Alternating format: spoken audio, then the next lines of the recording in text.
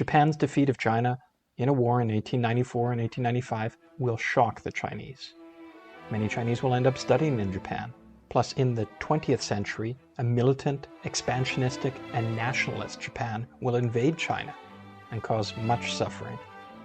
These episodes are meant to discuss what happened in Japan during the 19th century in response to the arrival of Western navies and traders. This will help our discussion of China's late 19th century developments and eventual revolutions. Returning now to the political situation in Japan, when American Consul Harris was demanding a trade treaty with Japan. Ii Naosuke was the de facto leader of the dying shogun Iesada's senior council. Naosuke then became regent to the 13-year-old shogun who succeeded Iesada. Naosuke had the advantage of tradition and bloodlines in pursuing power both for himself and for the 13-year-old next shogun, who would require a regent given his young age. But not everyone thought birth order and bloodlines to be the best ways to determine leadership. For an example of why hereditary daimyo or nobles were weak during this time of profound change, consider Manabe Akikatsu. He was a senior counselor and daimyo of Sabei. Sir Rutherford Alcock, a British minister, was speaking with Manabe about Japan's mismanagement of exchange rates. Manabe answered, "Don't ask me, I'm a daimyo. I don't know about such things as gold and silver standards or exchange rates. Ask the commissioners of financial and foreign affairs, who are in charge of such matters." When the officials in the Foreign Office heard about this, they made fun of him, and "I'm a daimyo, I don't know about such things," became a running joke. Naosuke, the head of the shogun Iesada's senior council and then regent to the young shogun, was more capable. He was also somewhat fearless in being willing to agree to a trade treaty with the Americans, even though he understood how unpopular it was in Japan. There were factions in Edo and in the imperial court in Kyoto who favored Yoshinobu, a capable 22-year-old for shogun. But Naosuke was able to gain control and consolidate power through demotions of his opponents. He pushed for a trade treaty. He was conservative in terms of who should hold power and radical in calling for the opening of Japan and for economic development. He didn't support the treaty because he liked the West. Like most Japanese, he resented the way the foreign powers were pushing themselves in Japan. But he feared war with the USA at this time and believed that a treaty now would allow Japan time to build its economy and military. Harris was pressuring Japan. He reminded Japan that Britain and France had just agreed to the Treaty of Tianjin following the Second Opium War. French and British veterans were nearby, and clearly the West was willing to resort to force if necessary to get treaties negotiated. Naosuke preferred to get the emperor to agree, but he wasn't going to wait. In July 1856, he concluded a preliminary trade treaty with the USA on the understanding that it would be ratified later. 4 Japanese ports were to be open to trade, including at Yokohama, Nagasaki, and Kobe. Foreign settlements would also be allowed at those 4 ports until January 1st, 1863. The American consul could reside at Edo and Osaka. Similar treaties were soon signed with the Netherlands, Russia, Britain, and France. Custom tariffs were fixed at 20%. Most of the Bakufu understood why the treaties were necessary, but the faction that opposed the regency and wanted the 22-year-old shogun accused Naosuke of disloyalty to the emperor and quietly sought intervention by the imperial court. For the first time during the Tokugawa period, the emperor issued a decree to the feudal lords, criticizing the regency for signing the treaty and for a crackdown on the other faction by Naosuke. The power of the shogunate was undermined and the emperor's status was strengthened.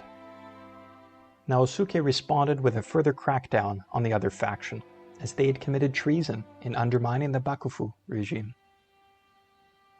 Nariaki, the leader of the other faction, was sentenced to house confinement for life and died the following year.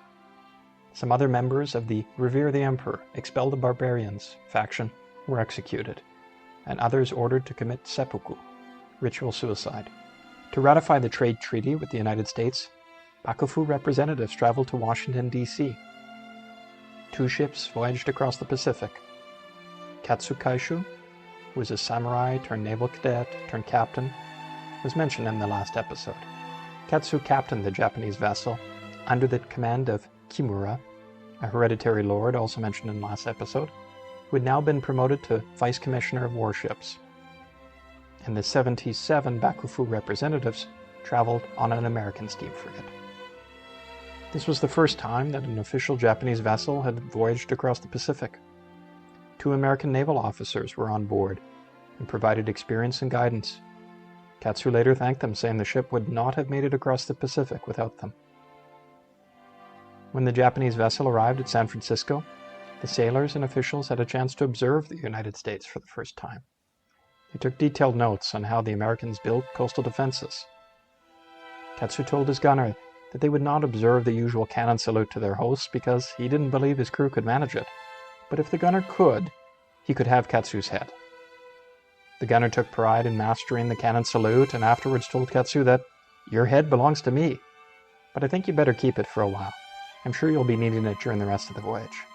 The entire crew laughed. The samurai Bushido code was being incorporated into the Japanese Navy.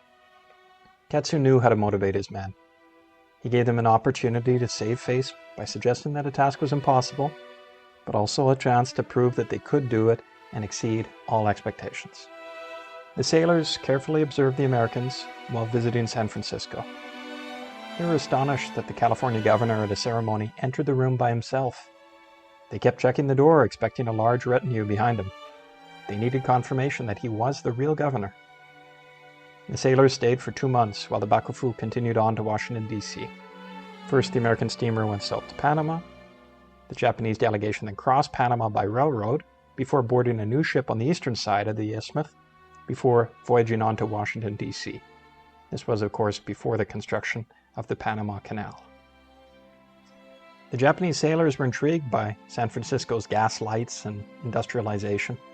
All kinds of equipment were steam-powered.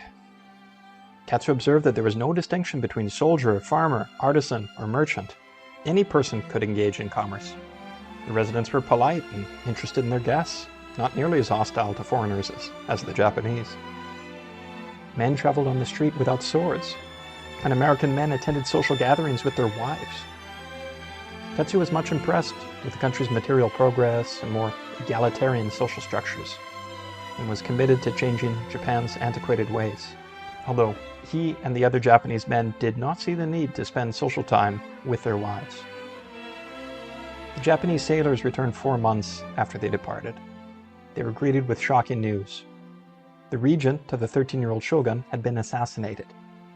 The vessel was boarded by interrogators to see if anyone was from the same Han as the assassins. Katsu protected his crew and reassured the investigators that no such person was on board. Katsu was undiplomatic when the Commissioner of Warships asked his impressions of America. He mentioned that the only thing he noticed was that in America people achieved their position by intelligence, and that was the opposite of Japan. Within a month, he had been demoted and removed from the Navy. Around this time, budget deficits and inflation really exploded in Japan. The Bakufu and the daimyo were incurring large debts to buy Western military supplies and equipment. While prices in Japan have been very stable for centuries, now they skyrocketed. In some cities, costs increased 5-fold within a 5 to 10 year period. Government revenues were not keeping pace with increased expenses. The huge new debts and foreign purchases disrupted what had been a stable, closed economy and financial system. The new trading also brought cholera. That was a new disease for Japan, and at least 100,000 people died from it in Edo alone. Samurai started taking revere the emperor and expel the barbarians into their own hands. There were multiple cases of Japanese killing unarmed foreigners. This aggravated tensions between the foreigners and Japanese, which was the point. It also undermined the Bakufu's authority. This was a secondary benefit to those resentful of their weak government. The anger was palpable, and the samurai were always armed with razor-sharp swords. The shogunate usually responded by paying indemnities to the foreign governments. The Bakufu proposed a union of the court and camp. The teenage shogun was engaged with Princess Kazu, the younger sister of the Emperor Komei. The idea was to associate the shogun with imperial loyalism, but it had the downside of further strengthening the rebirth of imperial authority. One of the emperor's advisors suggested adding a condition to the betrothal, that the Bakufu agreed to, eventually, expel the barbarians. That was accepted. So with the union came a ticking obligation to eventually expel the barbarians. Given the inferior state of the Japanese military, the shogunate was never in a position to successfully fight the Western powers. So the Bakufu couldn't honor their promise to the imperial court. Eventually a deadline in 1863 was set. Nationalism was a growing force in Japan, and the Bakufu was becoming, like the foreigners, the enemy of the nationalists. Revere the emperor and expel the barbarians evolved to imperial loyalism and down with the Bakufu among its detractors. Choshu was a han in the far west of Japan's main island of Honshu, so it was well located for foreign trade. Choshu was controlled by an outside lord. That means that back in the early 1600s, its daimyo had opposed Tokugawa Ieyasu and lost. Territory had been taken from the Han, and there was lingering resentment there towards the Tokugawa regime. This hostility to the Tokugawa evolved into imperial loyalism, an anti-Bakufu sentiment at this period of change and disruption. Another Han controlled by an outside lord was Satsuma Domain. It's in the southwest of Kyushu Island, which is itself in southwest Japan. This domain is close to the port of Nagasaki and also well placed for trade. Its daimyo was innovative. Even before Commodore Perry had first arrived, Satsuma was already well into building furnaces for the manufacture of cannons, warships, rifles, and other modern weaponry. It had fortified its coasts and already laid mines in the maritime approach to its castle town. It had already been constructing Japan's first modern warship for 4 months when Commodore Perry arrived. Satsuma's lord could see the military future far better than the Tokugawa elite in charge in Edo. Imperial loyalism was strong among the subjects of these outside lords. Around this time, 1,000 men of Satsuma were sent to the imperial capital, Kyoto, to help protect the emperor and strengthen order. That was a violation of Bakufu law that prohibited feudal daimyo from sending a force into the imperial capital. A bit later, the Bakufu ended the requirement for alternate residence by daimyo in Edo, the administrative capital. Some of those lords then chose to reside more in Kyoto, the imperial capital. In the early 1860s, for the first time in around 200 years, the shogun set foot in the imperial capital. Control by the Tokugawa in Edo was breaking down. Katsukaishu was recommending that a national navy be built, funded by the whole country. Unhappy subjects should be signed up into the navy to travel to Korea and China to bring focus to their nationalism, rather than simply causing domestic troubles. Katsu's advice was put on the back burner. The shogunate was not willing to give up power and create truly national institutions. But it did agree to Katsu's proposal to build a naval training center and shipyard in Kobe. Katsu also recommended a regional alliance with Korea and China, for them all to build their navies, and thus to collectively better resist Western imperialism. Others wanted Japan to invade Korea instead, which Katsu opposed. When the deadline to expel the barbarians came and went in 1863, and the Bakufu had done little except build up forces, extremists from Choshu, the outside Han, took matters into their own hands. 50 Choshu men fired on the American merchant steamer Pembroke from coastal batteries and 2 Choshu warships. The Choshu sailing warships were unable to reach the American vessel, which went to Shanghai for repairs. The bill was sent to the shogun by the Americans.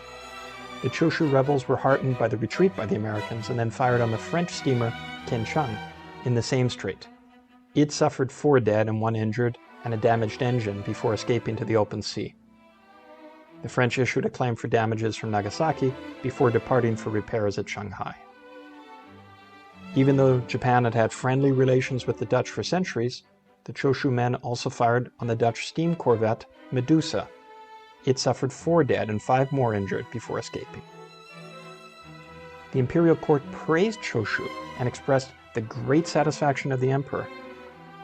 The imperial court encouraged other Han to join in to expel the barbarians, but the Bakufu ordered Choshu to refrain from firing. Because the Choshu had experienced initial success, they ignored the Bakufu.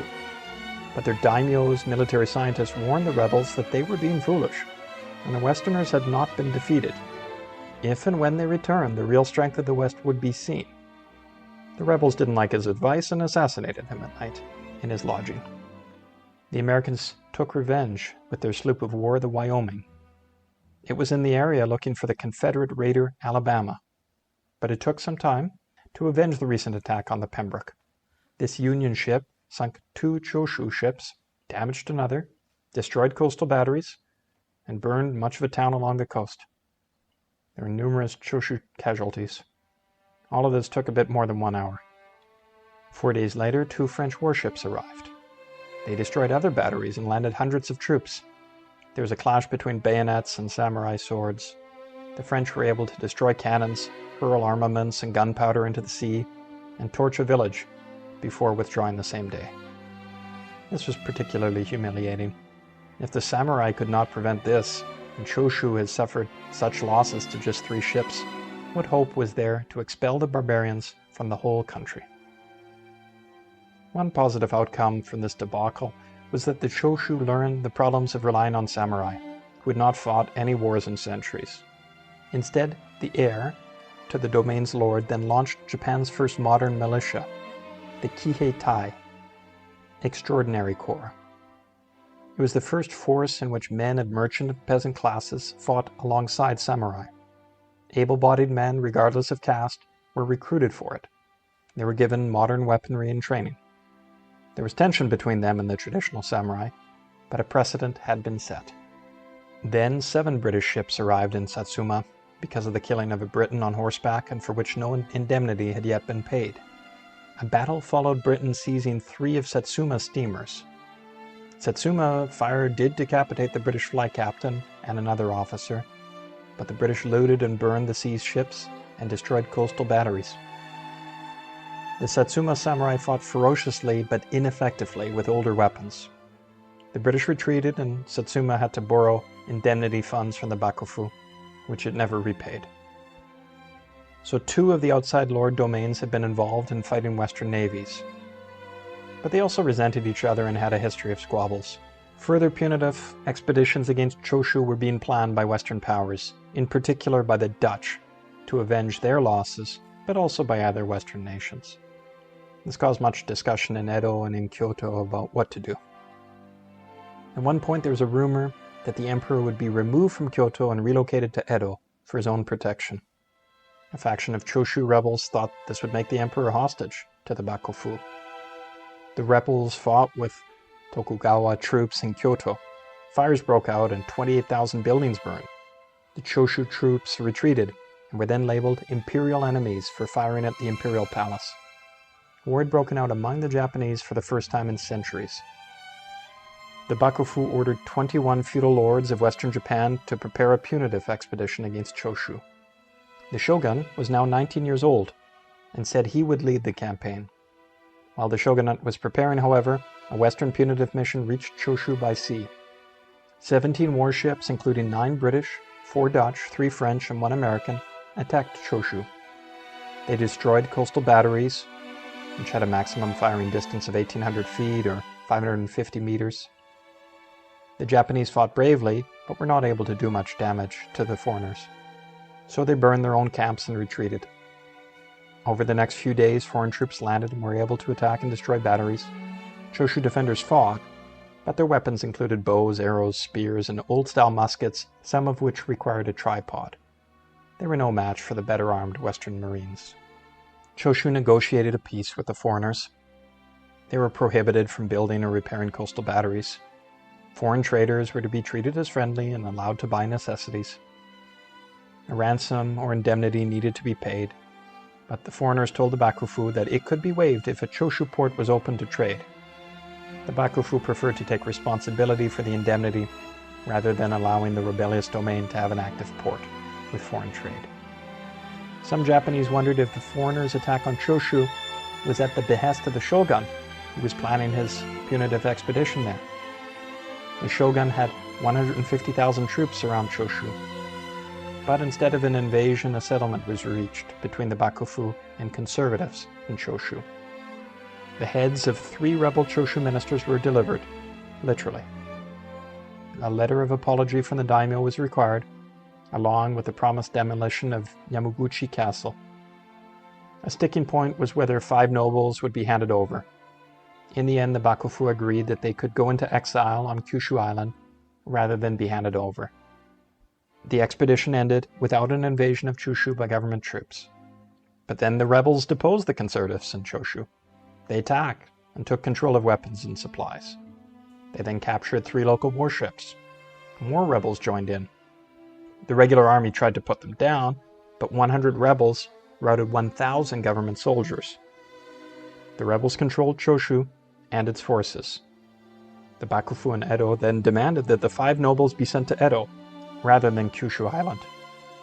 The emperor's court ordered that the Bakufu not attempt to bring the Choshu nobles and daimyo to Edo, and instead the shogun was to be sent to Kyoto to appear before the emperor. When the Bakufu wanted to bring a second punitive expedition against Choshu, the Tokugawa faced much resistance from other daimyo because Choshu's position was allied with the emperor, while the shogun's orders contradicted the emperor's. At least 9 of the Han associated with the first punitive expedition opposed the second one. Satsuma Han was one of the domains that opposed the second expedition. While they were traditionally rivals of Choshu, around this time some quiet discussions were had between them. Satsuma came to see the benefit of allying with Choshu against the Bakufu, which was clearly in decline.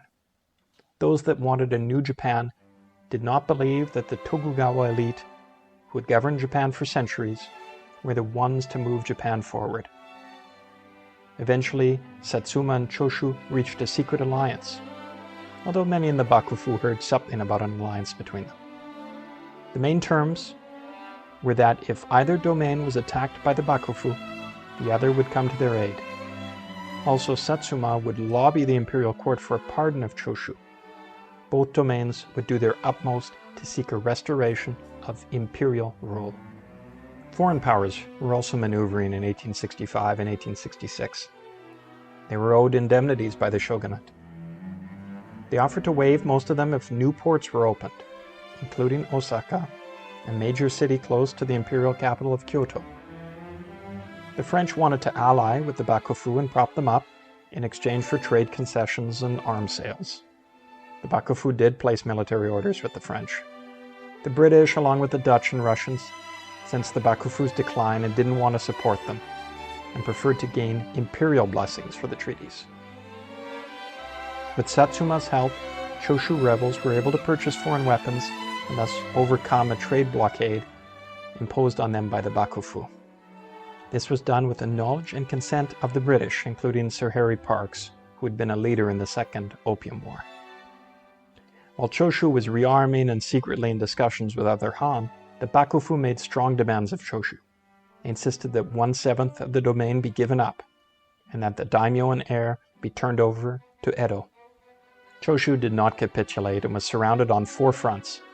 Bakufu forces attacked and took a Choshu Island, but following what has been called the first modern sea battle in Japanese history, a small Choshu vessel did a surprise attack at night on larger Bakufu vessels and then retook the island. At Hiroshima, Choshu troops were victorious and advanced into Hiroshima lands. On another front, Choshu troops pushed into Hamada. The Hamada daimyo burned his castle and fled. When Choshu beat the odds and also won at Kokura Castle, it was clear that Choshu was winning. The shogun then died childless at age 21 from heart failure, which some say was caused by a vitamin B1 deficiency. His 8 years as shogun, many of which were under a regency, had weakened the Tokugawa system. He was replaced as head of the Tokugawa clan by his older relative, Hitotsubashi Yoshinobu. He would end up being the last shogun of Japan. Yoshinobu wanted to continue the war against the Choshu. Then Emperor Komei, who had supported the punitive expeditions against Choshu, died. The emperor is said to have died of smallpox, but some believe he was assassinated. Those theorists believe that smallpox should not have been fatal for a 36-year-old in otherwise good health. They point to signs of his recovery before he began violently vomiting and bleeding from his body. They suspect poison. In any event, 15 days after Komei's death, Emperor Meiji ascended to the imperial throne in his late teens. Soon thereafter, a general amnesty was announced, and forces of the punitive expedition disbanded. The imperial court was influenced by Satsuma and its allies. Shogun Yoshinobu tried to reform the Bakufu on a ministerial system with a strong central authority and with military support from France. Yoshinobu achieved some internal diplomatic wins and was consolidating power. But then France became distracted by events in Mexico associated with replacing Emperor Maximilian. Japan was of lesser importance than Napoleon III of France, who had competing priorities. Both Yoshinobu and the Choshu Satsuma faction realized that the key to power lay with the emperor. Yoshinobu tried to resign as shogun and transfer authority to the emperor, who would then ask Yoshinobu to govern in his name. But the rebels were able to then arrange a palace coup in Kyoto with the support of the new emperor's grandfather. Yoshinobu was deposed and the Bakufu abolished. The daimyo of Choshu and his heir were exonerated. Bakufu loyalists were banned from Kyoto and a new provisional government set up under the emperor. Princes of the blood would fill the major positions. Yoshinobu opposed the coup and insisted that the Tokugawa were still in charge, especially to foreigners. But the new government ordered that the Tokugawa hand over a portion of their lands, since the clan was no longer responsible for government and accordingly did not need as many resources. Fighting broke out between Tokugawa troops and Satsuma Choshu militants south of Kyoto. At first it was indecisive, but then the Satsuma and Choshu troops unveiled imperial pennants on the third day of fighting. That seems to have turned the side, as one side was seen to be fighting for the emperor, while the Tokugawa side was against the emperor. They retreated. This military defeat reinforced the apparent siding of the emperor with Choshu and Satsuma. Other Han now began to abandon the Tokugawa side. Yoshinobu was torn whether to continue fighting or to submit. In the end, Katsukaishu helped convince Yoshinobu not to oppose the emperor. For the good of Japan, he should submit to the imperial court. After some negotiations, he eventually did so. Some Tokugawa loyalists continued to fight in the north, but without the support of their leader. These Tokugawa samurai were in turn defeated. That is how 265 years of Tokugawa rule in Japan ended, and a new national government, under the imperial authority of the Meiji Emperor, began.